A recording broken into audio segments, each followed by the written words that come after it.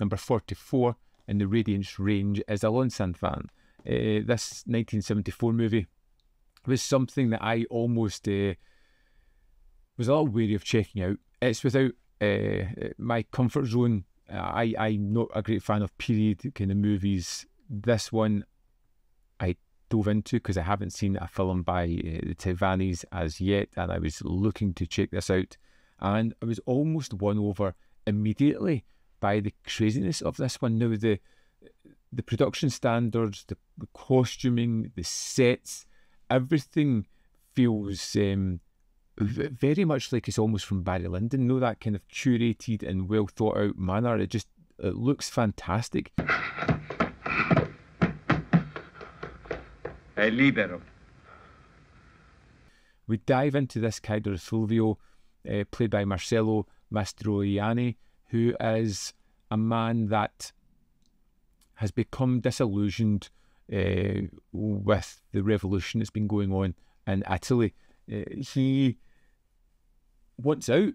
He just doesn't want to be in this anymore. He's been arrested at the start of it. He gets protected and escaped by his brothers, only to discover that his group is slowly fragmenting. And to be honest, he just wants to get away from this any way he can. And it's almost a comedy of mishaps as we watch this character bumble from one situation to another, being dragged into things that he just does not want to be dragged into anymore and struggles to get out of them. And every time he gets dragged into something, it just makes his situation worse. And you're almost seeing the damnation as a character as he's literally going through all these stages of hell, and nothing is going to get any better for him.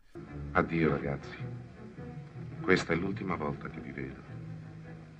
Scendete pure nel vostro sud a suicidarvi tra I vostri contadini che non sanno neanche chi siete.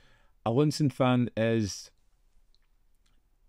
a kind of weird movie. It definitely has this comedic streak running through it. It's got that wonderful main performance and a really interesting character, but there's also like many other great performers turn up as well. Claudia Cardinelli turns up, Mimsy Farmer turns up. At one point, a couple of other familiar faces appear throughout this one. And I was really kind of drawn in by the story, following Fulvio as he constantly finds himself doing more and more reprehensible things, thinking he's going to make things better for himself and just never achieving it. The blind faith that everyone round about him has in him is completely misplaced, as he is quite clearly squirming in every situation. Povero Lionello, sei così ingenuo che sarà anche troppo facile liberarmi di te. It's one of those movies that I found myself compelled while I was watching it. As I slowly kind of watched this man deteriorate and bumble his way through life, I became filled with humour, hatred, disgust at this guy, hopeful that he was actually going to get away from the situation that he was in, but knowing full well that this guy just had no wits about him to escape it properly. He was like a slippery eel that could escape a situation, but just get himself into another one.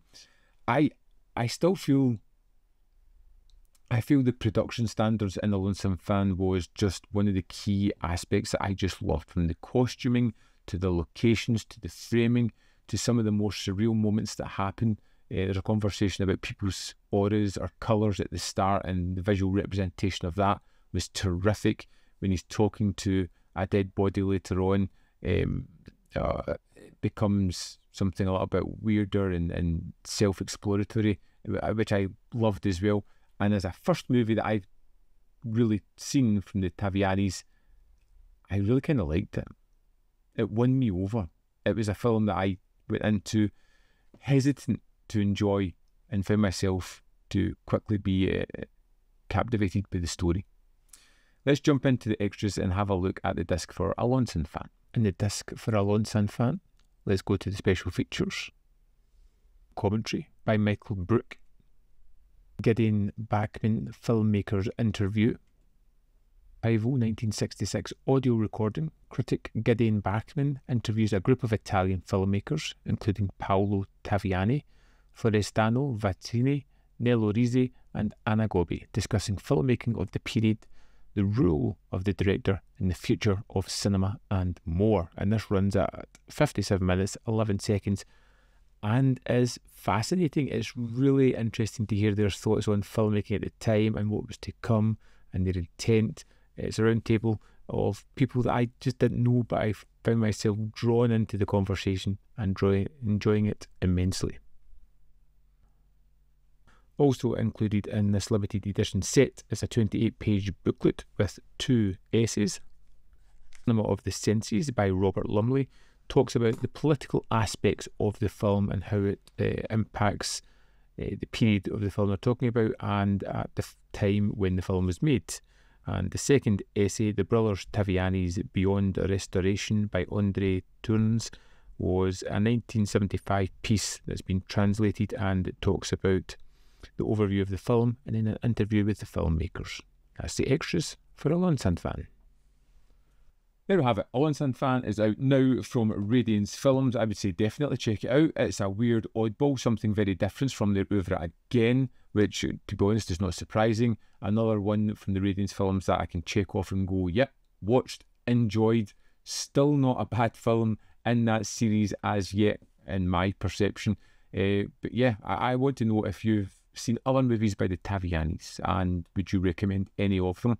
Is there anything that really stand out I should check out? Have you seen Allonsanfan? Your thoughts on that?